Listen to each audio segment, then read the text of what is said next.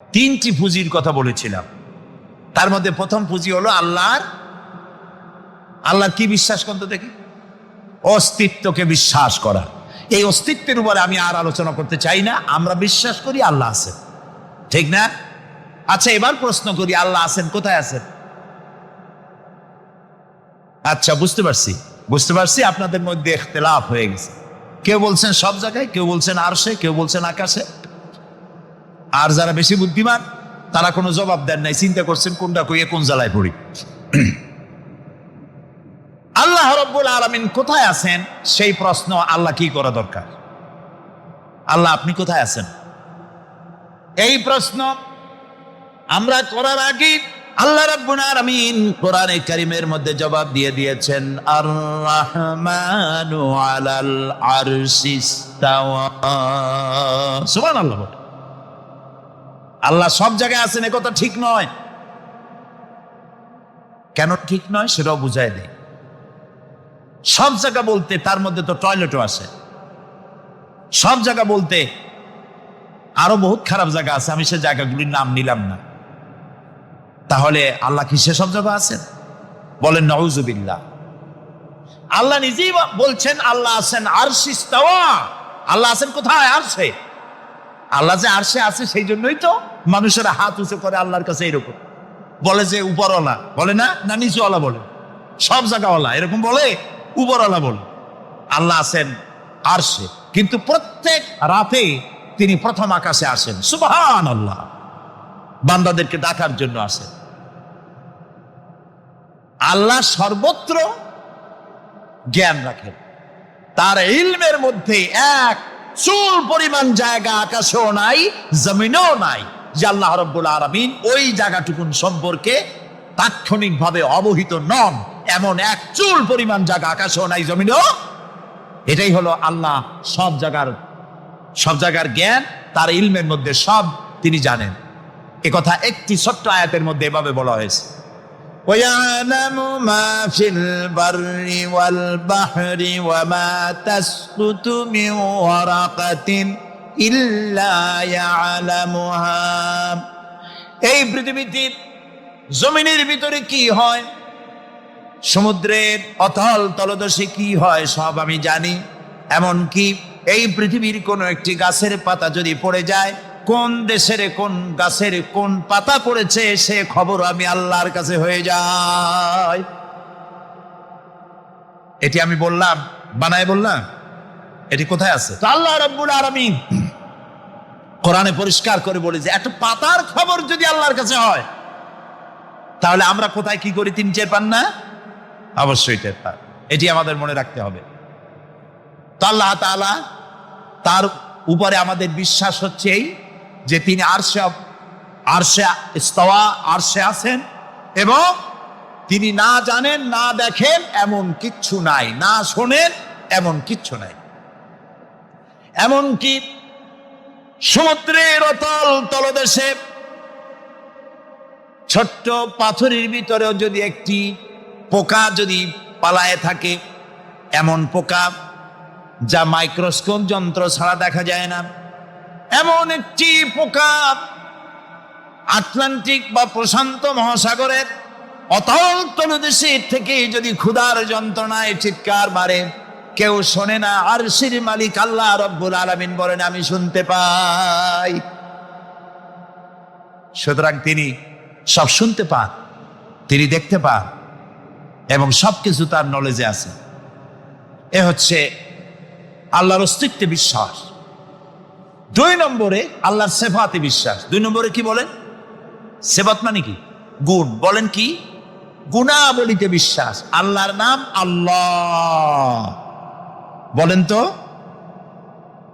আল্লাহ নয়, কিন্তু আল্লাহ হচ্ছে অশুদ্ধ, শুদ্ধ হচ্ছে আল্লাহ। বলার সময় মুখটা গোল হয়ে যাবে। বলেন তো, সবাই উচ্চারণ করেন আল্লাহ, আবার বলেন আল্লাহ, আবার বলেন আল্লাহ। সুবহানাল্লাহ। কি মধুর না, কি মজার না।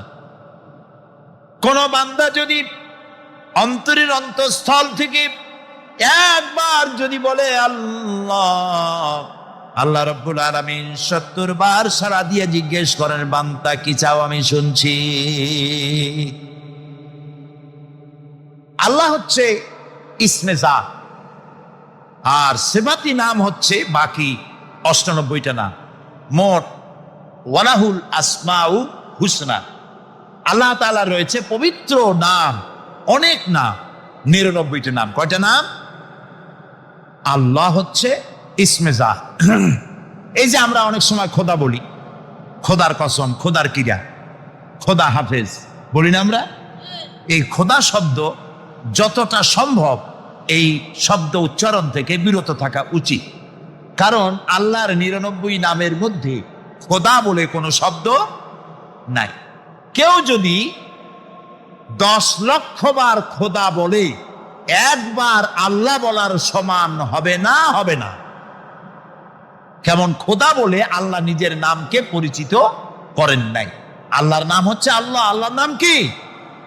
আর বাকি হলো গুণবাচক নাম। তিনি রব, তিনি রাজ্জাক, তিনি ওয়াদুদ, তিনি জব্বার, তিনি কাহ্হার, তিনি রহমান, তিনি রহিম।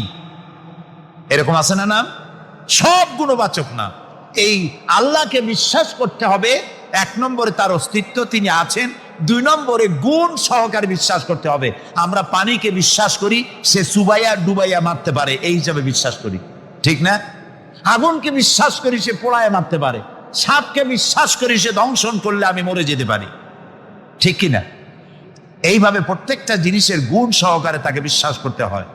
সেই জন্য আল্লাহকে আল্লাহ আছেন এইটা শেষ কথা নয়, তার গুণ সহকারে তাকে বিশ্বাস করতে হবে। তিনি হচ্ছেন খেতে দেওয়ার মালিক, রাজ্জাক। মানে বলেন তো নামটা কি? রাজ্জাক মানে কি? রিজেক দাতা। কে রিজেক দাতা?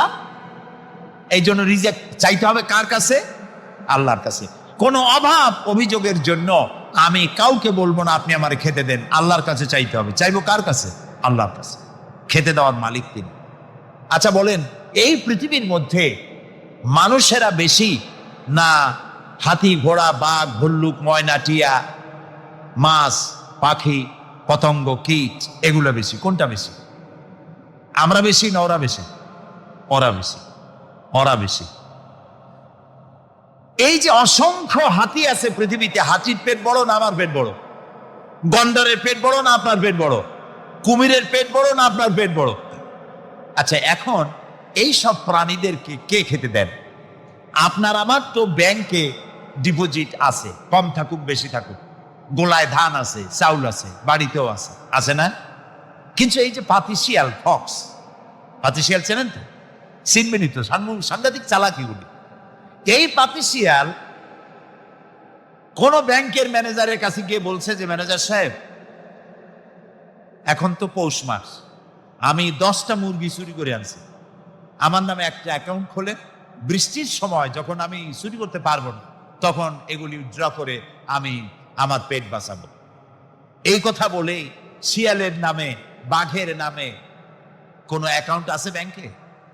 কোরআন শরীফে আল্লাহ তাআলা বলছেন এমন অনেক প্রাণী আছে পৃথিবীতে যারা তাদের রিজেক সংগ্রহ করে রাখে না। আল্লাহ বলেন আমি আল্লাহ তাদেরকে রিজেক দেই। কে দেয়? কোরআনে কারিমে হযরত হুদ আলাইহিস সালামের ঘটনা আল্লাহ রাব্বুল আলামিন এভাবে এনেছেন, তাম এলাকার মানুষ তার বিরুদ্ধে ক্ষিপ্ত হয়ে গিয়েছে।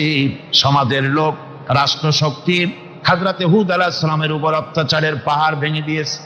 হযরত হুদ আলাইহিস সালাম একা মানুষ, সমাজের রাষ্ট্রশক্তির এই দুর্বিসন্ধির ষড়যন্ত্রের চ্যালেঞ্জ তিনি গ্রহণ করলেন।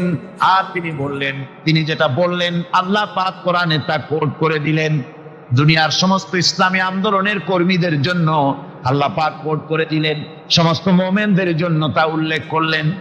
হুদ আলাইহিস সালাম তিনি জাতিকে বললেন, ফাকিদুনি জামিআন তুম্মা লা তুনদিরুন।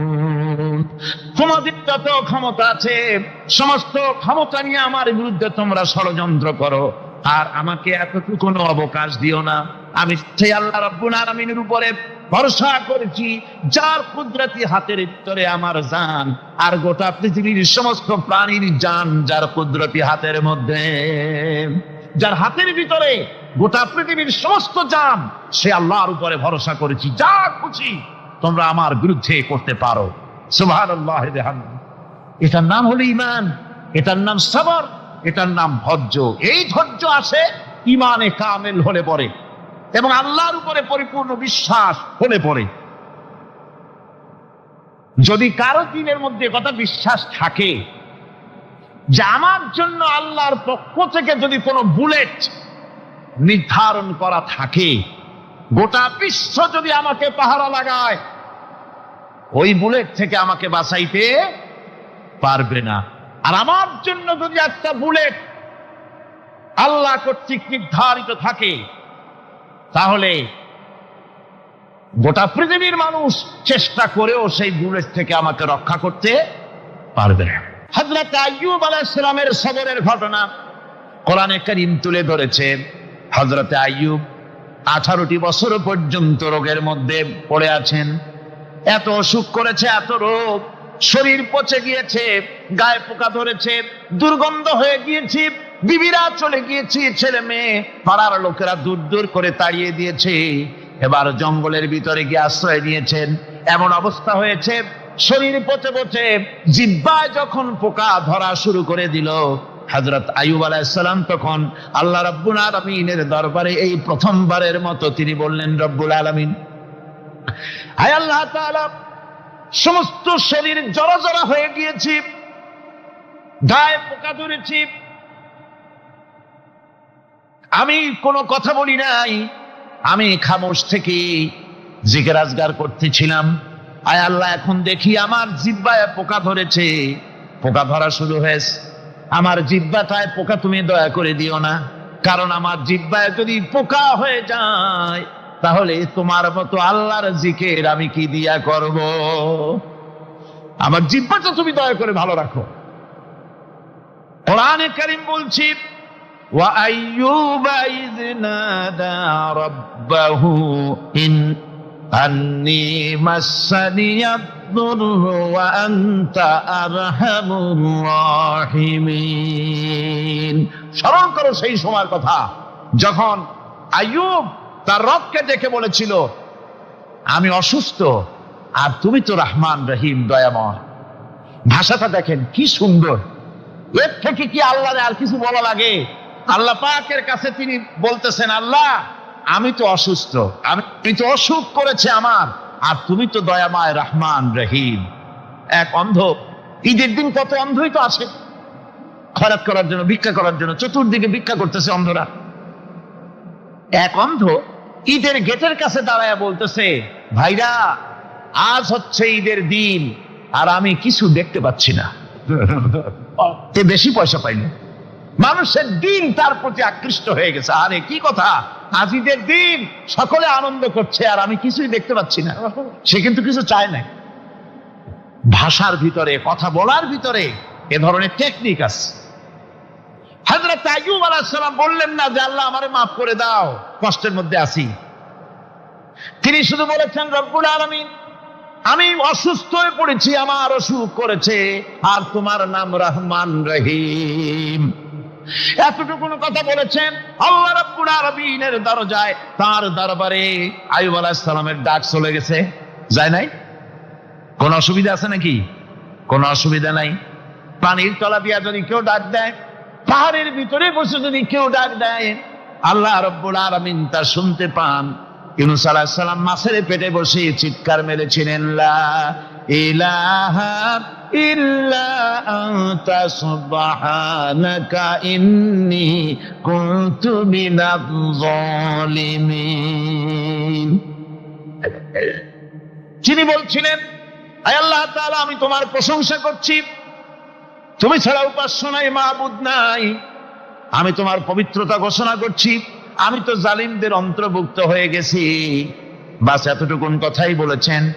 আল্লাহ পাক বলছেন, ইউনূসের ডাক তো কেউ শোনে নাই, পানির মধ্যে কেউ শোনে নাই, জমিনের কেউ শোনে নাই, মহাশূন্যের কেউ শোনে নাই, কিন্তু মাছের পেটের ভেতরে থেকে গভীর অতল দরিয়ার তলদেশ থেকে মাছের পেটের ভিতরে বসে আমার ইউনুস যে ডাক দিল, ওই ডাক আমি আরশের মালিক আমি শুনতে পেয়েছি, আর সঙ্গে সঙ্গে জবাব দিয়েছি, ফাস্তাজাবনা লাহু ওয়া নাজ্জাইনাহু মিনাল গাম্মি ওয়া কাযালিকা নুজিল মুমিনিন।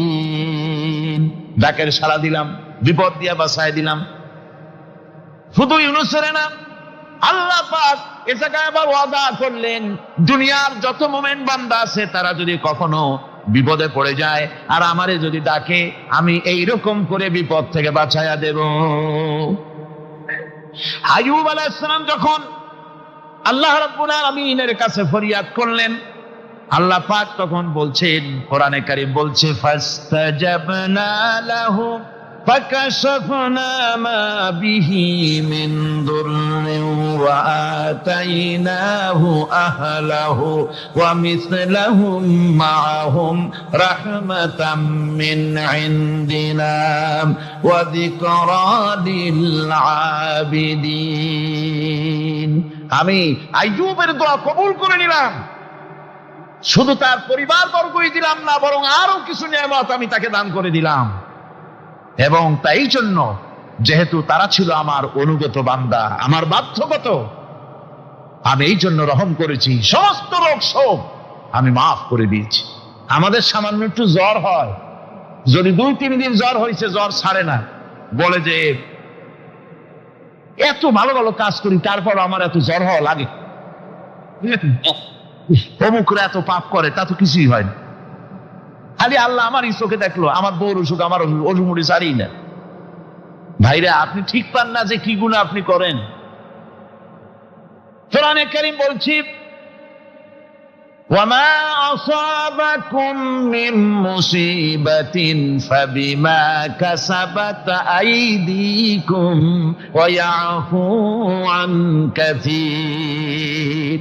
যত বিপদ তোমাদের উপর আছে সব দুই হাতের কামাই করা, আর আমি তো অনেকগুলো ক্ষমা করে দেই। তোমরা তত পাপ করো, আকাম করো, সবগুলির শাস্তি যদি দুনিয়ায় দিতাম শ্বাস করার সময় পেতে না।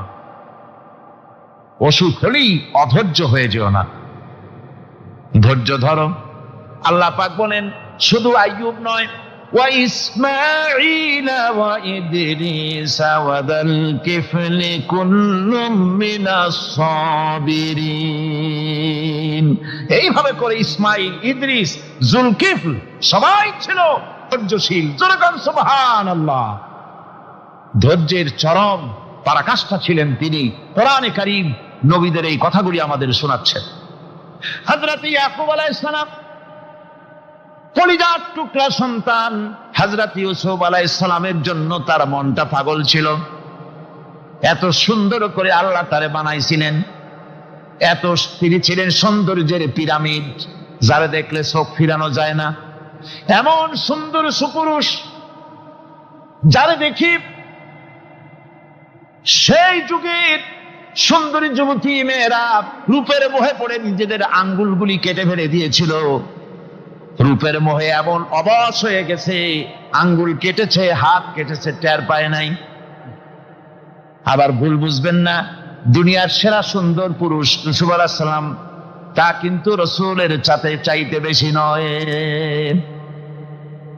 হযরত উম্মুল মুমিনিন আয়েশা রাদিয়াল্লাহু তাআলা আনহা তিনি বলেছেন, যেই সব সুন্দরী রমণীরা ইউসুফ আলাইহিস সালামকে দেখে রূপের মোহে পড়ে নিজেদের আঙ্গুলগুলো কেটে ফেলেছিল, ওরা যদি আমার হাবিবকে দেখতো, ওরা যদি আল্লাহ রাসূলকে দেখতো, তাহলে হাত কাটতে কাটতে কোন ফাঁকেতে কলিজা কেটে ফেলে দিত, ওরা টের পেত না। আবার বন্ধুগণ, হযরত আইয়ুব আলাইহিস সালাম সন্তানের মায়া, অন্যান্য ভাইরা হিংসায় পড়ে গেল, তারা নিয়ে তাকে কুয়ায় ফেলে দিল। সেখান থেকে তারা একটা ছাগল বা কোনো পশু জবাহ করে তার রক্ত মাখাইয়া জামা এনে হাজির করে দিল হযরত ইয়াকুব আলাইহিস সালামের সামনে, যে তারে নিয়ে খেলা করতে গিয়েছিলাম, আমরা খেলায় লিপ্ত ছিলাম, বাগে খাইয়া ফেলাইছে। এগুলি কি গপ্প? এগুলি কি কোরআন? আল্লাহ পাক শোনাচ্ছেন, বিশ্ববাসীকে শোনাইছেন। সূরা ইউসুফের চাইতে এত সুন্দর উপাখ্যান গোটা পৃথিবীতে আর নাই। সুবহানাল্লাহ। অনেকে ইউসুফ জুলাইখার কেসা খুব মজা করে পড়ে, ফুর্তি করে, প্রেমের গল্প পড়ে। এটা কোনো প্রেমের গল্প নয়। ইউসুফ আলাইহিস সালাম, জুলাইখা ইউসুফ আলাইহিস সালামের জন্য কাঁদতে কাঁদতে চোখ কানা হয়ে গেছে। এরপর ইউসুফ আলাইহিস সালাম জুলাইখারে পাওয়ার জন্য পাগল হয়ে গেছে। নাউজুবিল্লাহ, এটা হয়নি কখনো। তিনি আল্লাহর পয়গম্বর। আর আল্লাহ কেমনি তারে বাঁচিয়েছেন, যখন জুলাইখা ঘরের ভিতরে সুন্দর করে যৌন উন্মাদনামূলক চিত্র অঙ্কিত করে ঘরের মধ্যে আটকায় দিয়েছে, তালা লাগায় দিয়েছে, আর নিজে যৌন দীপক কাপড় চোপড় পরেছে না পরার মতোই। সে যুগের সুন্দরী মেয়ে জুলাইখা। তার কুপ্রবৃত্তিকে চরিতার্থ করার জন্য আহ্বান করা হয়েছে। হযরত ইউসুফ আলাইহিস সালাম লক্ষ্য করে দেখলেন এমন জায়গা, এখান থেকে পালাবার তো পথ নাই, দরজা বন্ধ করে দিয়েছেন। তিনি শুধু তখন কেবলমাত্র আল্লাহ রাব্বুল আলামিনকে ভয় করলেন। আল্লাহকে ভয় করে আল্লাহর নাম নিয়ে যখন তালাবদ্ধ দরজার দিকে দৌড় দিয়েছেন, আল্লাহ রাব্বুল আলামিন আপন কুদরতে তালাগুলি খুলে দরজা তার জন্য উন্মুক্ত করে দিলেন। ইউসুফ আলাইহিস সালামকে ফালাই দিয়ে এভাবে করে কাপড় এনে দিল তার সামনে, রক্তমাখা কাপড় পেয়ে হযরতে ইয়াকুব আলাইহিস সালাম সন্তানদের মুখে কাহিনী শুনে তিনি কি বললেন? কোরআনে কারীম তা কোট করেছে। তিনি চিক দিলেন না, ফাল দিলেন না, ফিট হয়ে পড়লেন না। তিনি বললেন, কলিজার টুকরা সন্তান তার মরার খবর শুনেছেন। তিনি বললেন কি? ফাসাবরুন জামিলুন ওয়াল্লাহুল মুস্তাআনু আলা মা তাসিফুন। আমি উত্তম সবর অবলম্বন করব। তোমরা যে কাহিনী রচনা করেছো এর বেলায় আমি আল্লাহর কাছে সাহায্য চাই। আমি উত্তম সবর অবলম্বন করব। আমার ভাইয়েরা, 11 ভাই মনে করেছিল ইউসুফ আলাইহিস সালামকে মরণ কুয়ায় ফালাই দিছি। তারা তো ঠিক পায় নাই এটা মরণ কুয়া না, এটা হচ্ছে একটা সুড়ঙ্গ, যাকে ইংরেজিতে বলে টানেল। এটা এমন একটা সুড়ঙ্গ, ওরা মনে করেছে মরণ কুয়া, কিন্তু আল্লাহ রাব্বুল আলামিন এই কুয়াতে এমন বানালেন, ওরা একদিকে ফালাই দিল মরণ কুয়ায়, এ কুয়ার আর এক মুখ দিয়া আল্লাহ রাব্বুল আলামিন ইউসুফ আলাইহিস সালামকে নিয়ে মিশরের সিংহাসনে বসায়া দিলেন। এটা মরণ কুয়া নয়, এটা রাজ সিংহাসনে বসার সুড়ঙ্গ পথ। ইউসুফ আলাইহিস সালাম আজ প্রেসিডেন্ট। সুবহানাল্লাহ, প্রেসিডেন্ট হয়ে বসে আছেন। ওদিকে কেনানে অভাব লেগে গেছে, সেখানকার মানুষেরা সাহায্য নিতে এসেছে। ওই 11 ভাইও আসছে। হযরত ইউসুফ আলাইহিস সালাম দেখি চিনে ফেলেছে, ওরা কিন্তু তখনও ঠিক পায় নাই। হযরত ইউসুফ আলাইহিস সালাম চিনে ফেলেছেন। এখন কি করা উচিত? সবগুলোকে ঠ্যাং উপরের দিকে উঠাইয়া তারপরে সমানে ধোলাই দেওয়াই তো স্বাভাবিক ছিল, আমাদের মতো মানুষ হইলে, ঠিক কিনা? ঠিক তো বলবেনি, অভ্যাস তো এটাই। হযরত ইউসুফ আলাইহিস সালাম তাদের সামনে পরিচয় দিলেন। তারা যখন বুঝতে পারলো, লজ্জায় তাদের মাথা হেট হয়ে গেল। হযরত তার এক তো লজ্জা, আর 2 নম্বরের ভয়, জান নিয়া কেনানে কেউ ফিরে যাইতে পারবো না। এখন অবস্থা হয়েছে যে জীবনই যায় নাকি এখানে। হযরত ইউসুফ আলাইহিস সালাম ভাইদের এই করুণ দুরবস্থা বুঝতে পারলেন, বুঝে চরম ধৈর্য ধরে তিনি কি বললেন? তিনি বললেন, লা তাসরিবা আলাইকুমুল ইয়াউম। ও ভাইরা, তোমাদের বিরুদ্ধে আমার কোনো ক্ষোভ নাই, দুঃখ নাই, বিদ্বেষ নাই, হিংসা নাই, আল্লাহর রাস্তে মাফ করে দিলাম। আল্লাহু আকবার, সুবহানাল্লাহ। এর নাম পয়গম্বর। এর নাম কি? পয়গম্বর। কিসের লেনিন, কিসের মার্কস? জওয়ানেরা, ভুল পথে মানুষ চলেছিল। আলহামদুলিল্লাহ, আল্লাহ এগুলোরে ডাস্টবিনে ফালাই দিছে। কারণ আলহামদুলিল্লাহ, আলহামদুলিল্লাহ। পয়গম্বর কারে বলে? কারে বলে পয়গম্বর? কি চরিত্র! রাসূল করিম সাল্লাল্লাহু আলাইহি ওয়াসাল্লাম তাকে একজন সাহাবী বলছিলেন, হুজুর বলছেন এই কামটা করলা না কেন? সাহাবী বললেন, হুজুর আপনি যদি চোখের ইশারায় বলতেন মুখ দিয়ে না কইয়া, তাও তো আমি কামটা করে ফেলতাম, আমি তো বুঝি নাই। হুজুর বললেন, চোখের ঠারে ঠারে কাজ করা নবুয়তের শান নয়। আল ওয়াদুহু ওয়াস সারাহা, নবীরা যা করেন তা ডাইরেক্ট, কোনো বক্রতা নাই, স্পষ্ট কথা। আমার ভাইরা, হযরত ইউসুফ আলাইহিস সালাম বিনিয়ামিনকে কাছে নিয়ে পরিচয় দিলেন তার ভাইদের সামনে।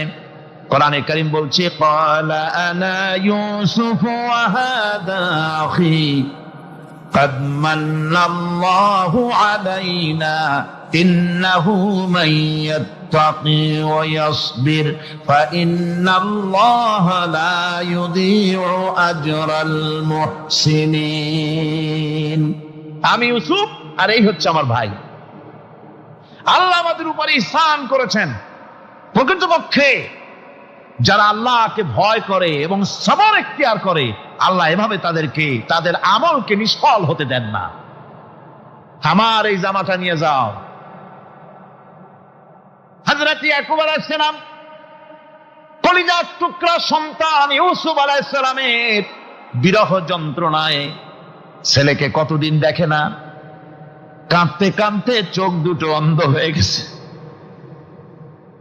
মিশর থেকে কেনানের দিকে জামা রওনা হয়েছে। কোথায় মিশর, কোথায় কেনান? জামা যখন রওনা হয়ে গেছে, হযরত ইয়াকুব বলতেছেন, আমি যেন আমার ইউসুফের গন্ধ নাকে পেতেছি। জামা চলে এলো, চোখের উপরে রাখলেন, আল্লাহ রাব্বুল আলামিন তাকে চক্ষুষ্মান বানায়া দিলেন।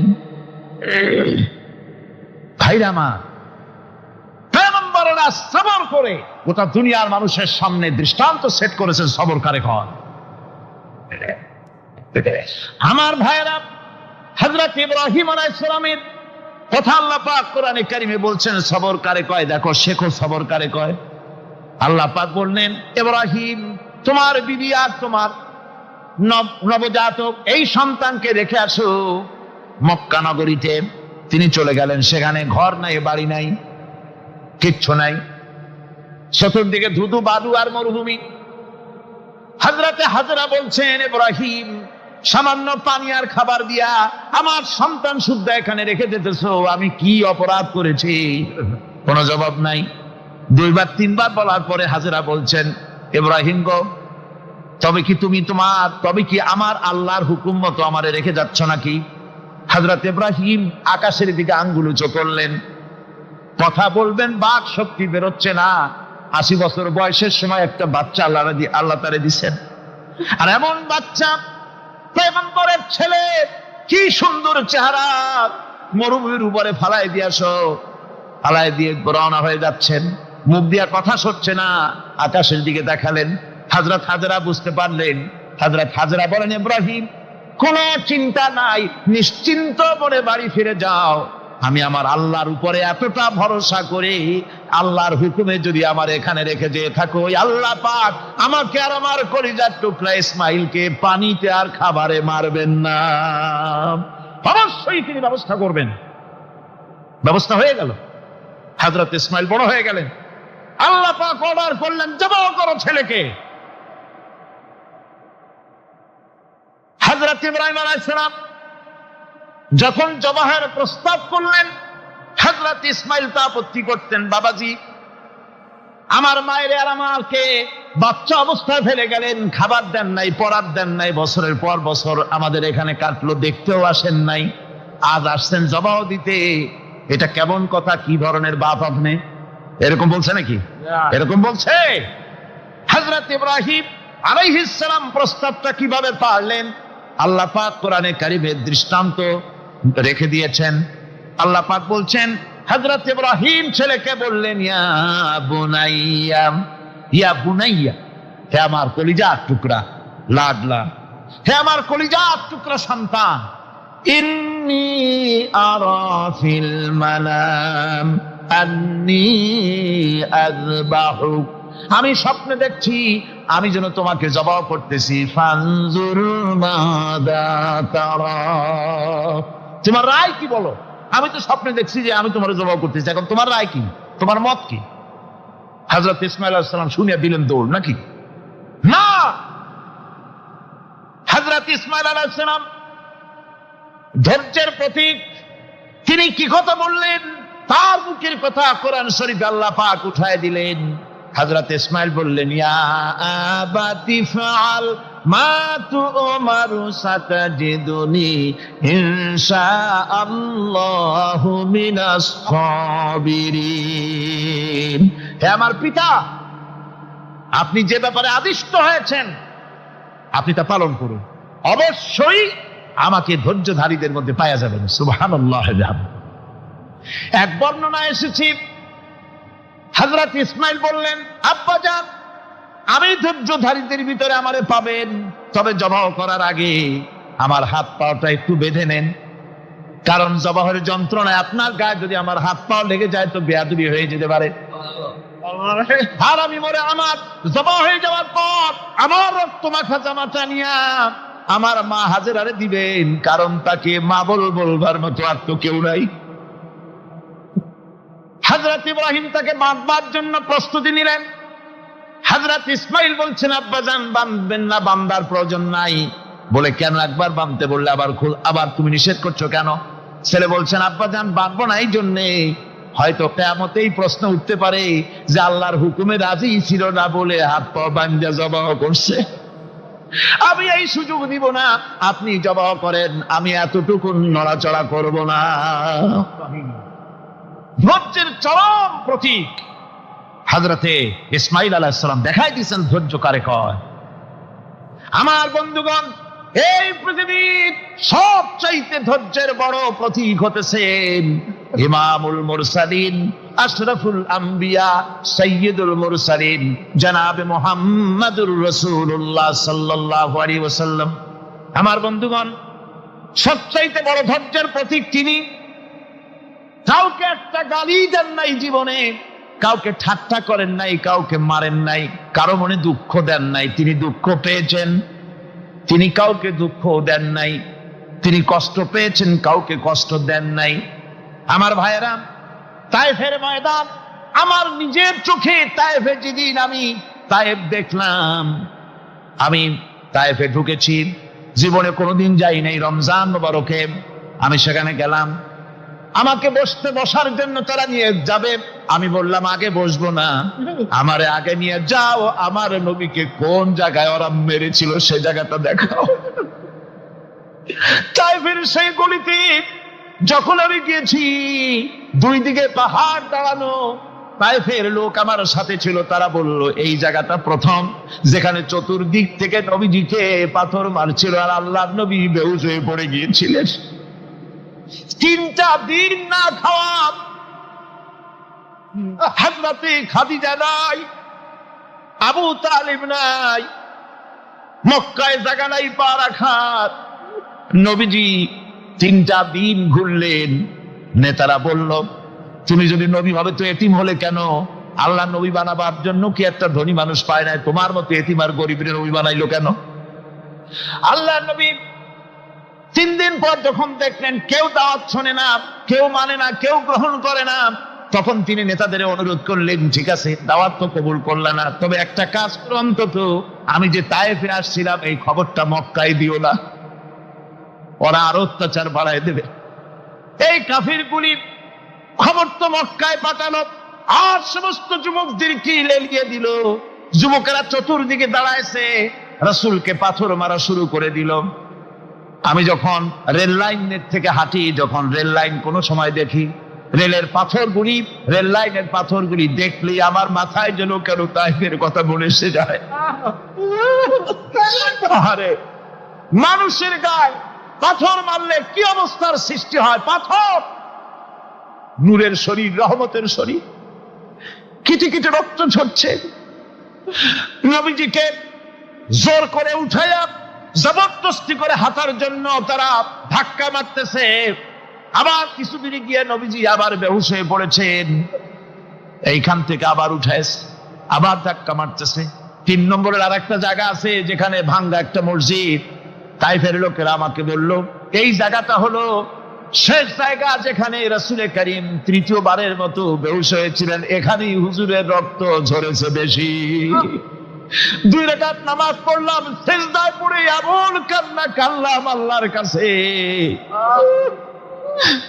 নবীজি যখন হুশ এসেছে, হযরতে জিবরাইল বলেন, ইয়া রাসূলুল্লাহ, আপনার এই কষ্ট দেখে ফেরেশতারা কাঁদতেছে, আপনি অনুমতি দিয়ে দেন এই 2 পাহাড়কে মিলাইয়া সমস্ত তায়েফবাসী কাফেরগুলি মাটির সাথে মিশাইয়া দেই। নবীজি বললেন, জিবরাইল, আমি যদি হুকুম করি আর আমার হুকুম মতো যদি এই কাম করো, একটা কাফেরও যদি না বাঁচে, তাহলে কার মুখে পৌঁছাবো লা ইলাহা ইল্লাল্লাহু মুহাম্মাদুর রাসূলুল্লাহ। আমার ভাইরা, হুজুর সাল্লাল্লাহু আলাইহি ওয়াসাল্লাম উঠে বসলেন। এমন সময় হযরতে যায়েদ শরীরের রক্তগুলি মুছে দিতেছেন। হুজুর সাল্লাল্লাহু আলাইহি ওয়াসাল্লাম বসে 2খানা হাত উত্তোলন করলেন। নবীজির চোখ থেকে পানি গড়ায় পড়তেছে। আরে কেউ নাই, আল্লাহ ছাড়া কেউ নাই সাহায্য করার। নবীজি হাত তুলে মোনাজাত করতেছেন, চোখ দিয়া পানি পড়ে দাড়ি ভিজে পড়তেছে, গায়ে দিয়া রক্ত ঝরতেছে। নবীজি কি দোয়াটা করলেন? বদদোয়া করলেন না, গজব দিতে বললেন না। নবীজি দোয়া করলেন, রব্বুল আলামিন, এই তায়েফের লোকেরা আজকে আমার সাথে যে ব্যবহারটা করেছে, ওরা বোঝে নাই যে আমি তোমার নবী, ওরা বোঝে নাই যে আমি তোমার রাসূল, না বুঝে আমার উপরে যে অত্যাচারটা করলো, আল্লাহ তুমি এই জন্য রাগ করে এই তায়েফে তুমি গজব দিও না। আল্লাহ পাক পরবর্তী সময় হুজুরকে স্মরণ করাই দিলেন, ওয়া মা আরসালনাকা ইল্লা রাহমাতান লিল আলামিন। ও নবী, আপনি হচ্ছেন আমার সমস্ত সৃষ্টি জগতের জন্য, আপনি আমার রহমত, আমার গোটা বিশ্বের জন্য আপনার, আমার সৃষ্টি জগতের জন্য আপনি আমার করুণা। একটা লোক রাসূলের এই কষ্ট দেখে বাগান থেকে 1 গ্লাস আঙ্গুরের শরবত এনে হাজির করেছে। এত কষ্টের পর 3 দিনের না খাওয়া আঙ্গুরের একটা শরবত পাইয়া হুজুর খুব খুশি হলেন। শরবত গ্লাস পান করে হুজুর বলছেন, তোমার নাম না আত্তাস? তিনি বলছেন, হ্যাঁ হুজুর, আমার নাম আত্তাস। তোমার বাড়ি না ইউনূস আলাইহিস সালামের গ্রামে? বলে, হ্যাঁ, আমার বাড়ি সেই গ্রামে। তা আপনি কি করে জানলেন আমার নাম আত্তাস আর আমার বাড়ি ইউনূস আলাইহিস সালামের গ্রামে? আপনি জানলেন কি করে? হুজুর বললেন, আমি নবী, হযরত ইউনূস নবী, একজন নবীর খবর আর একজন নবীর কাছে থাকে। রাসূল করিম সাল্লাল্লাহু আলাইহি ওয়াসাল্লাম সবর ইখতিয়ার করেছিলেন, ধৈর্য অবলম্বন করেছিলেন, আর আল্লাহ পাক তাকে নির্দেশ করেছেন, সবর করো।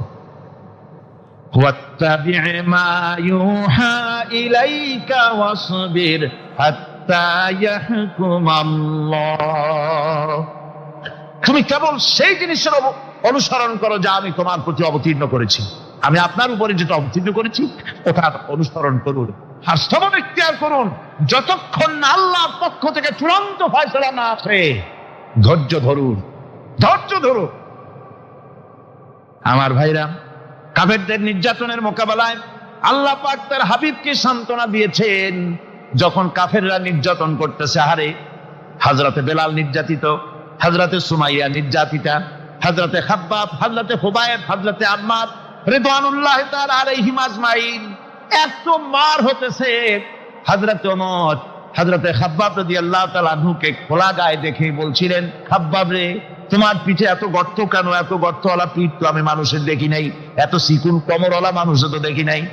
তিনি বলেছেন, ওমর, তুমি কি ভুলে গেছো? ইসলাম কবুল করার অপরাধী কাফির বেঈমানেরা আগুন জ্বালায়া আংটা আগুনের উপরে আমাকে চিৎ করে শোয়াছে। আমি যেন নড়াচড়া করতে না পারি সেজন্য আমার বুকের উপরে পাথর চাপা দিয়ে রেখেছিল। গায়ের চর্বি আর রক্ত গলে গলে পড়ে আগুন নিবেছে, আর আগুন গোশত পুড়ে যে পিঠের মধ্যে প্রবেশ করেছিল আজও পর্যন্ত পিঠের সেই গর্ত সেরে যায় নাই। এভাবে অত্যাচার হচ্ছিল সাহাবীদের উপর।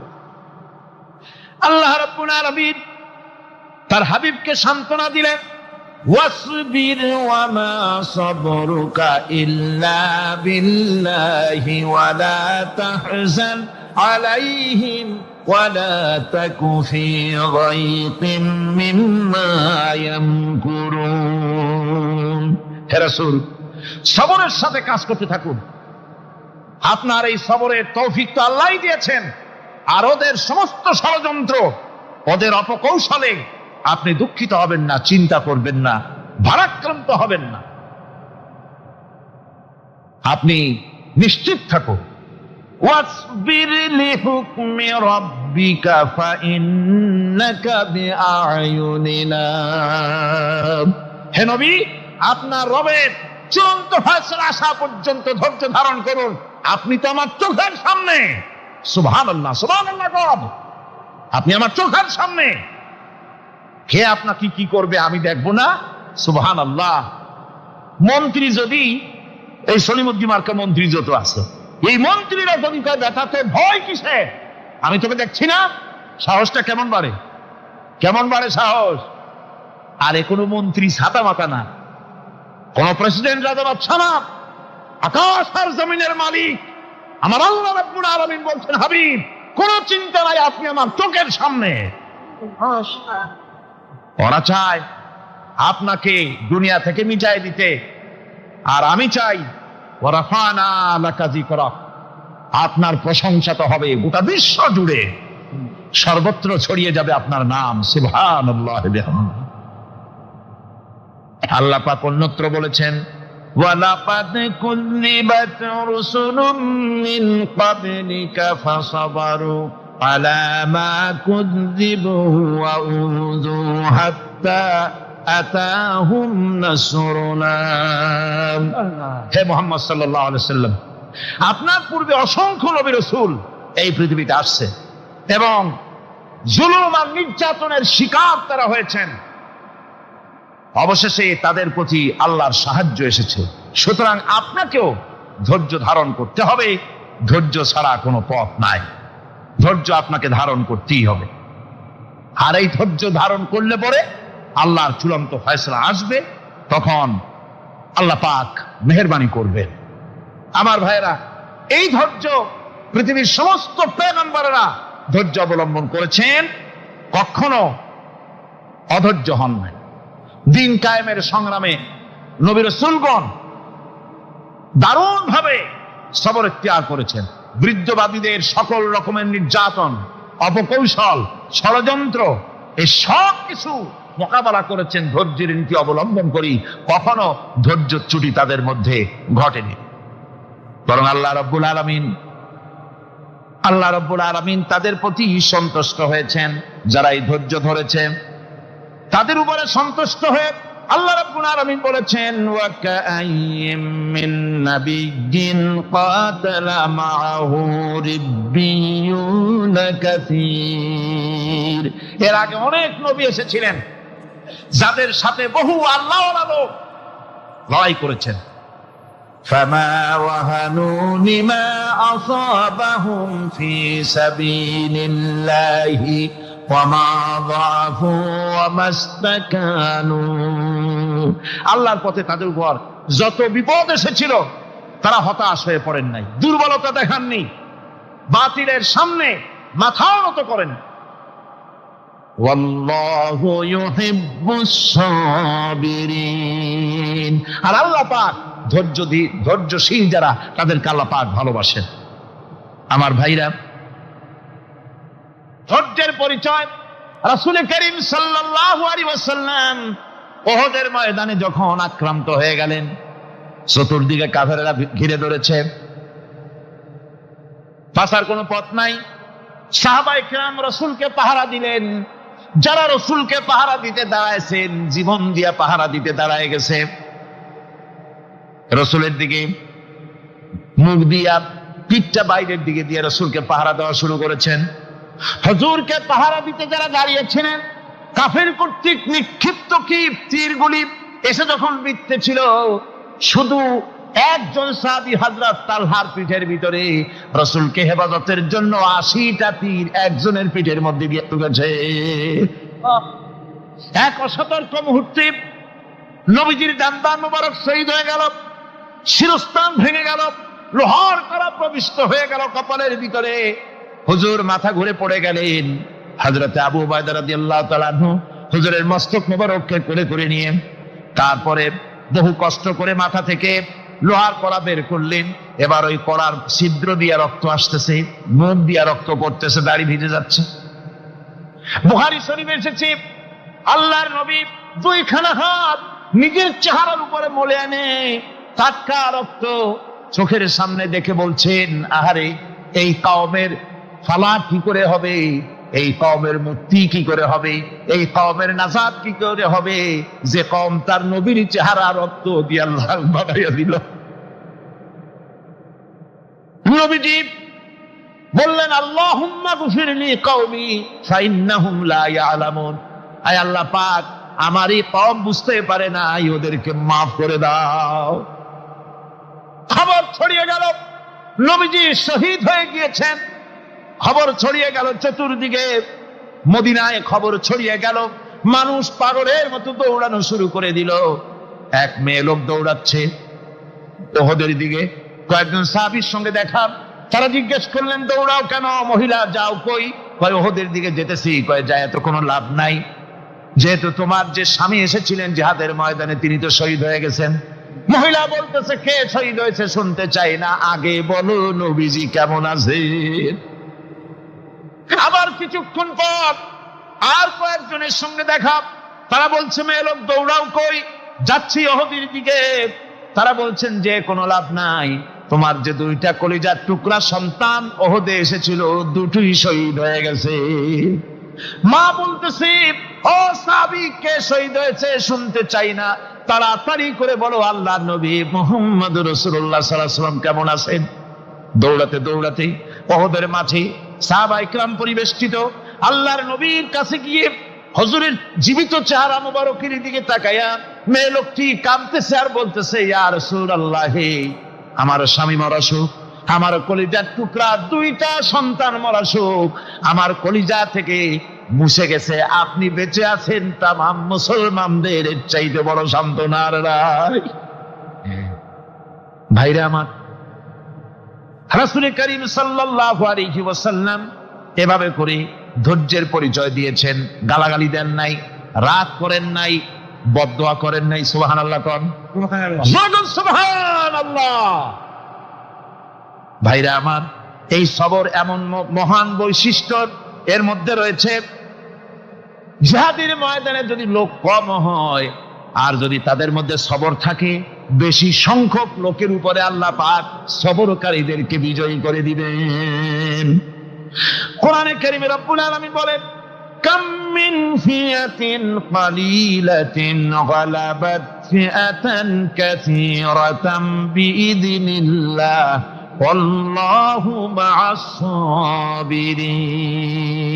এমন ঘটনার বহু নজির আছে যে কম সংখ্যক লোকেদের উপরে আল্লাহ পাক, বেশি সংখ্যক লোকেদের উপর আল্লাহ পাক কম সংখ্যক লোকদেরকে জয়ী করে দিয়েছেন। আল্লাহু মা'আস সাবিরিন, আর আল্লাহ আছে ধৈর্যশালীদের সাথে। আল্লাহ আছে কাদের সাথে? দেখেন না বদরের কামটা, বদরের ময়দান, 313 জন মুসলমান, অস্ত্রপাতি নাই, সামান্য সামান্য অস্ত্র, আর কাফেরেরা এসছে হাজারেরও বেশি। আমার বন্ধুগণ, ধৈর্য কত বড় কাম দিল, ধৈর্য ধারণ করেছেন তারা, আল্লাহর উপরে ভরসা করেছেন। আল্লাহ রাব্বুল আলামিন অস্ত্রের কাজ কি দিয়া করায় দিলেন। একজন সাহাবী এসে বলছেন, হুজুর, জিহাদের ময়দান, ইসলামের প্রথম জিহাদ, আমার কাছে তো অস্ত্র নাই, মেহেরবানি করে একটা অস্ত্র আমারে দেন, আমি লাফায় পড়ি জিহাদের মধ্যে। হুজুর বলেন, অস্ত্র তো আমার কাছে নাই, দিবটা কি? সাহাবী বলছেন, হুজুর, অস্ত্র না থাকে যা পারেন তাই দেন, আপনার হাত দিয়ে যা দিবেন আমি দাঁড়ায় থাকতে পারবো না, জিহাদে আমাকে শরীক হতেই হবে। নবীজি কাছে পেলেন একখানা শুকনা খেজুরের ডালখানা তুলে সাহাবীর হাতে তুলে দিলেন। সাহাবী বলেন, রাসূলের হাতের দেওয়া শুকনা খেজুরের ডালটা নিয়ে আমি যখন কাফেরদের ভিড়ের মধ্যে ঝাঁপায় পড়ে যখন শুকনা খেজুরের ডাল দিয়ে আঘাত দিলাম, তখন ধারালো তরবারে দিয়ে আঘাত করলে যে কাম হয়, শুকনা খেজুরের ডালের আঘাতে কাফের দ্বিখণ্ডিত হয়ে জমিনে পড়ে গেল। ভাইরা আমার, আল্লাহ রাব্বুল আলামিন সবর যারা করে সংখ্যা যদি কম হয় আল্লাহ পাক তাদেরকে বিজয়ী করে দেবেন, এই ওয়াদা আল্লাহ রাব্বুল আলামিন করেছেন। এই সবরের গুণ ছাড়া জান্নাতেও প্রবেশ করা যাবে না, সবর যদি না থাকে বেহেশতে যাওয়া যাবে না।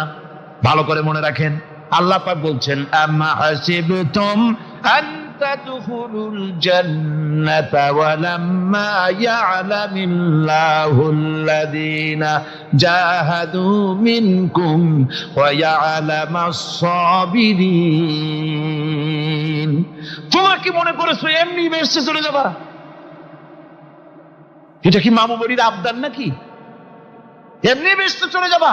অথচ আল্লাহ রাব্বুল আলামিন এখনো দেখেন নিননি যে তোমাদের মধ্যে কারা জিহাদ করতে প্রস্তুত, কারা তোমাদের মধ্যে জিহাদ করে জান দেওয়ার জন্য প্রস্তুত, আর কারা ধৈর্যধারী, এটা তো আল্লাহ এখনো দেখে নেন নাই। সুতরাং হক এবং বাতিলের সংগ্রামে লিপ্ত হতে হবে। আল্লাহ দেখতে চান কারা জীবন দিতে চায়। সুতরাং ইসলামী আন্দোলনে যারা শরীক হবে তাদের বিপদ এবং মুসিবত দিয়ে আল্লাহ রাব্বুল আলামিন তাদের সাহসিকতা এবং ধৈর্যের পরীক্ষা নিবেন। কোরআনে কারীম বলছে وَلَنَبْلُوَنَّكُمْ حَتَّى نَعْلَمَ الْمُجَاهِدِينَ مِنكُمْ وَالصَّابِرِينَ وَنَبْلُوَ أَخْبَارَكُمْ। অবশ্যই আমি তোমাদেরকে পরীক্ষার সম্মুখীন করব, আর তোমাদের মধ্যে সত্যিকার মুজাহিদ দৃঢ়তা অবলম্বনকারী কারা আমি তা দেখব। এটা যেন আমি দেখে নিতে পারি, সেই জন্য আমি বিপদ এবং মুসিবতের মধ্যে তোমাদের ফেলবো। ধৈর্যধারীদের উপরে আমার রহমত অবশ্যই থাকবে। খবর এমন এক সম্পদ যা ধারণ করলে পরে আল্লাহ রাব্বুল আলামিন রাষ্ট্রীয় ক্ষমতা দান করে দেন। কোন সুবহানাল্লাহ, জোরে কোন সুবহানাল্লাহ। ধৈর্য ধারণ করলে আল্লাহ রাষ্ট্রের মতো বিরাট নিয়ামত আল্লাহ হাতে তুলে দিবেন। তার প্রমাণ কোরআন শরীফ আল্লাহ বলছেন, বনি ইসরাইলরা মিশর থেকে যখন বহিষ্কার হয়ে গেল, তাদের যখন পা রাখার কোনো জায়গা থাকলো না, বনি ইসরাইলরা মিশর থেকে যখন বহিষ্কার হয়ে গেল, এরপরে আল্লাহ পাক তারা যখন ধৈর্য অবলম্বন করলো, আল্লাহ পাক তাদের ব্যাপারে বলছেন ওয়া আওরাসনাল কওমাল্লাযীনা কানু ইউসতাদআফুনা মাশারিকাল আরদি ওয়া মাগারিবাহা আল্লাতী বারাকনা ফিহা। আর তাদের স্থলে আমি নির্যাতিত লোকদেরকে প্রতিষ্ঠিত করলাম। পশ্চিম এবং উত্তরের তাদেরকে আমি পশ্চিম এবং পশ্চিম এবং পূর্বের উত্তরাধিকারী তাদেরকে বানায় দিলাম। বিরাট এলাকা তাদের হাতে আমি তুলে দিলাম। ওয়া তাম্মাত কালিমাতু রাব্বিকাল হুসনা আলা বানি ইসরাঈলা বিমা সাবারু। আর এভাবে করে আল্লাহ পাক তার কথাকে পূর্ণ করলেন বনি ইসরাইলদের উপরে। সবর এখতিয়ার করার জন্য, ধৈর্য ধরার কারণে আল্লাহ পাক রাষ্ট্রের মালিক তাদের বানায় দিলেন। যেরকম সুবহানাল্লাহ। সবর যদি করা হয় তো, যুদ্ধ যদি বাদে, যদি জিহাদ শুরু হয়ে যায়, আল্লাহ পাক বলেছেন ফেরেশতা দিয়ে সাহায্য করবে। যদি সবর থাকে তোমাদের, সবর থাকলে আল্লাহ কি দিয়ে সাহায্য করবেন? ফেরেশতা। কোরআনে কারীম বলছি বালা ইন তাসবিরু ওয়া তাত্তাকু ওয়া ইয়াতুকুম মিন ফাওরিহিম হাদা ইউমদিদুকুম রাব্বুকুম বিখামসাতি আলাফিন মিনাল মালাইকাতি মুসাউমিন। হ্যাঁ, তোমরা যদি ধৈর্য অবলম্বন করো আর আল্লাহকে ভয় করে চলো, তাহলে এক্ষুনি আল্লাহ রাব্বুল আলামিন তোমাদের জন্য কাতারে কাতারে শৃঙ্খলাবদ্ধ 10,000 ফেরেশতা দিয়ে তোমাদেরকে সাহায্য করবেন। সুবহানাল্লাহ। তোমাদেরকে ফেরেশতা দিয়ে সাহায্য করা হবে। তোমরা যদি সবর এখতিয়ার করো, তাহলে সংখ্যা যদি কম হয়, বেশি সংখ্যার উপরে জয়ী করে দেব। ইয়াকুম মিনকুম 20 সাবিরুনা ইয়াগলিবু মিয়াতাইন। যদি তোমাদের ভিতরে ধৈর্যশীল 20 জন হয়, আমি 200 কাফেরের বিরুদ্ধে তোমাদেরকে জয়ী করে দেব। সুবহানাল্লাহ। তোমরা যদি হও ধৈর্যশীল 200 কি কয় 20 জন, 200 কাফেরের উপরে তোমরা জয়যুক্ত হয়ে যাবে। আর বিপদ আর মুসিবতে যারা ধৈর্য ধরে, তাদের জন্য আল্লাহর পক্ষ থেকে সুসংবাদ। সুসংবাদ কাদের জন্য? ধৈর্যধারীদের জন্য কোরআনে কারীম বলছে ওয়াবাশশিরিস সাবিরিনা আল্লাযীনা ইযা আসাবাতহুম মুসিবাতুন ক্বালু ইন্না লিল্লাহি ওয়া ইন্না ইলাইহি রাজিউন। সুসংবাদ সেই সব ধৈর্যশালীদের জন্য যারা নাকি বিপদ এবং মুসিবতে আসলে যারা বলে, কি বলে, পড়েন আমার সাথে, ইন্না লিল্লাহি ওয়া ইন্না ইলাইহি রাজিউন। এটা শুধু আমাদের লোকেরা কেউ মরলে পড়ে, এটা শুধু মরার সময় নয়, বরং যে কোনো বিপদ আর মুসিবত এলে মুমিন বান্দা যারা তারা কি পড়বে, ইন্না লিল্লাহি ওয়া ইন্না ইলাইহি রাজিউন। নিশ্চয়ই নিশ্চয়ই আমরা আল্লাহর জন্য এবং আমাদের সকলকেই আল্লাহর কাছে ফিরে যেতে হবে, প্রত্যাবর্তিত হতে হবে। সবরকারীদের জন্য রয়েছে জান্নাতের সুউচ্চ সম্মানের জায়গা। জান্নাতে সবচেয়ে সম্মানজনক জায়গা আল্লাহ রাব্বুল আলামিন ধৈর্যশালীদেরকে দান করবেন। কোরআনে কারীম বলছে উলাইকা ইউজসাউনাল গুরফাতা বিমা সাবারু ওয়া ইউলাক্কাউনা ফিহা তাহিয়াতাও ওয়া সালামা। এরা হলো সেই সব লোক যাদেরকে প্রদান করা হবে বেহেশতের সুউচ্চ মঞ্জিল, কারণ তারা সবর ইখতিয়ার করেছিল, তারা সবর করছিল, এই জন্য বেহেশতের সবচাইতে ভালো জায়গা তাদের দেওয়া হবে। কোন আলহামদুলিল্লাহ, জোরে কোন আলহামদুলিল্লাহ। এবং জান্নাতে সবরকারীদেরকে সম্বর্ধনা দেওয়া হবে, সম্বর্ধনা দেওয়া হবে। খালিদিনা ফিহা হাসনাত মুস্তাকাররান ওয়া মুকামা। চিরদিন তারা জান্নাতের ভেতরে বসবাস করবে এবং কতই না সুন্দর, কতই না উত্তম জায়গা সবরকারীদের জন্য আল্লাহ বেহেশতের মধ্যে রেখে যাবেন। জান্নাতে প্রবেশ করার সাথে সাথে চতুর্দিক থেকে ফেরেশতারা ছুটে আসবে সবরকারীদের জন্য। ওয়াল মালাইকাতু ইয়াদখুলুনা আলাইহিম মিন কুল্লি বাব।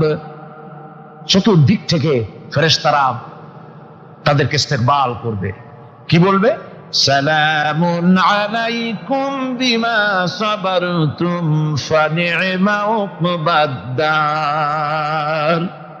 তোমাদের প্রতি শান্তি বর্ষিত হোক, কারণ তোমরা পৃথিবীতে সবর অবলম্বন করেছিল। কতই না উত্তম জায়গা, কতই না সুন্দর জায়গা আল্লাহ রাব্বুল আলামিন সবরের বিনিময় তোমাদেরকে দান করেছেন। সুতরাং এই সবর হচ্ছে মুসলমানদের জন্য সবচেয়ে বড় নিয়ামত। আজ আমার তো মনে হয় পৃথিবীতে মুসলমানরাই সবচেয়ে বেসবর। ট্রেনে যাবে বসা নিয়ে বেসবর, টিকিট নিয়ে বেসবর, বাসের মধ্যে বেসবর, বাজারে যাবে বেসবর, স্কুলে যাবে বেসবর, যেখানে যান সব জায়গায় আমরা বেশি অধৈর্য, ঠিক কিনা কর? সামান্য সামান্য জিনিস নিয়ে ঝগড়া করা, মারামারি করা, এই হচ্ছে আমাদের ট্র্যাডিশন। ধৈর্য অবলম্বন করতে হবে জীবনের সকল ক্ষেত্রে, এই ধৈর্য আমাদেরকে রক্ষা করতে হবে। এই ধরনের ধৈর্য যদি আমরা অবলম্বন করতে পারি তাহলে আল্লাহ পাক বলছেন উলাইকাল্লাযীনা সাদাকু ওয়া উলাইকা হুমুল মুত্তাকুন। এরাই হলো ঈমানের দাবিতে সত্যবাদী। কোন আলহামদুলিল্লাহ। কারা কারা? না না, শুধু সবরকারী না, এই যে 10টা পয়েন্ট বলা হলো, কয়টা পয়েন্ট বলা হয়েছে? 10টি পয়েন্ট। সেই 10টি পয়েন্ট যারা পালন করবে এরা হলো ঈমানের দাবিতে সত্যবাদী, আর এরাই হচ্ছে প্রকৃতপক্ষের মুত্তাকি। আমরা মুত্তাকি বুঝি দাঁতে ছাতা, দাড়ি দাড়ি আশ্রয় না, জাব্বা জুব্বা গায়ে দিয়ে কোনো জায়গায় পড়ে থাকে, হ্যাঁ, এটা বড় মুত্তাকি, খুব পরহেজগার। সালাত চত্বর যদি পড়ে তাহলে তো আরো বড় পরহেজগার। জি, আর যদি কাপড় চোপড় মোটেও না থাকে তাহলে তো খাজা বাবা হয়ে গেল। জি, নাউযুবিল্লাহি মিন যালিক। আর আল্লাহ বলছে মুত্তাকি কারে কয়, শোনো, এরে কয় মুত্তাকি যাদের মধ্যে এই 10টা গুণ আছে। এই 10টি সত্য যদি সম্পাদন করতে পারি, যদি আমল করতে পারি, জীবন ধন্য হয়ে যাবে। সেই 10টি কথা আমি আবার আপনাদের স্মরণ পটে তুলে দিতে চাই, প্যাকেট করে পকেটে উঠাই দিতে চাই, যেন বাড়ি নিয়ে যেতে পারেন। 1 নম্বর হচ্ছে 10টি পয়েন্টের 1 নম্বর আল্লাহর প্রতি ঈমান। 1 নম্বরে আল্লাহর প্রতি ঈমান, 2 নম্বরে পরকালের প্রতি ঈমান, 3 নম্বরে ফেরেশতাদের উপর ঈমান, 4 নম্বরে কিতাবের প্রতি ঈমান, 5 নম্বরে নবীদের প্রতি ঈমান, 6 নম্বরে সহায় সম্বলহীন নিকটবর্তী আত্মীয়, ইয়েতিম, মিসকিন, প্রবাসী, মুসাফির, সাহায্য প্রার্থী এদেরকে মুক্ত করার জন্য এদেরকে সাহায্য প্রদান করা, 7 নম্বরে নামাজ প্রতিষ্ঠা করা, 8 নম্বরে যাকাত আদায় করা, 9 নম্বরে ওয়াদা পালন করা, 10 নম্বরে সবর এখতিয়ার করা। কয়টা হইল? এই 10টি কাজ যদি আমরা পালন করতে পারি, বিপদে মুসিবতে ধৈর্য ধারণ করতে পারি, যত মুসিবত আসুক, আসলে এগুলি কিছু না। মুসিবত আল্লাহ টেস্ট করবেন, মুসিবত দিয়া আল্লাহ টেস্ট করেন। দেখা যায় যে ওদের শক্তি খুব বেশি, চোখে আপনি দেখতে পারেন, কিন্তু আল্লাহ বলছেন ইন্না কায়দা শায়তানে কানা দাঈফা। বাতিলরা হলো শয়তান। বাতিলরা কি? আর ওদের চক্রান্ত আসলেই দুর্বল। এদের চক্রান্ত আসলে কি? দুর্বল। কাজেই এগুলিকে ভয় করা যাবে না। বিপদে মুসিবতে ধৈর্য ধারণ করে যদি অগ্রসর হওয়া যায়, তো আল্লাহ রাব্বুল আলামিন এই 10টি পয়েন্ট যদি আমল করা যায়, দুনিয়াও শান্তি পাবো, আখিরাতেও শান্তি পাবো। যত মুসিবত আসুক, বিপদ আসুক, ধৈর্যের সাথে মোকাবেলা করতে হবে। ধৈর্যের অর্থ কি? আমি আগেই বলেছি, ধৈর্যের অর্থ হচ্ছে অবিচলতা, দৃঢ়তা, বরদাস্ত করা, সহিষ্ণুতা, ধীরতা, স্থিরতা। ধৈর্যের অর্থ এটা নয় একজন একটা থাপ্পড় মারলো আর আপনি বলবেন যে বাবা ব্যথা পাইছে নাকি, তাহলে আর একখান থাপ্পড় দিয়ে দাঁত আমার সবগুলো ভালায় না। এর নাম ধৈর্য নয়। ধৈর্য হচ্ছে পরিস্থিতির মোকাবেলা করতে হবে সাহসিকতার সাথে, এর নাম হচ্ছে ধৈর্য।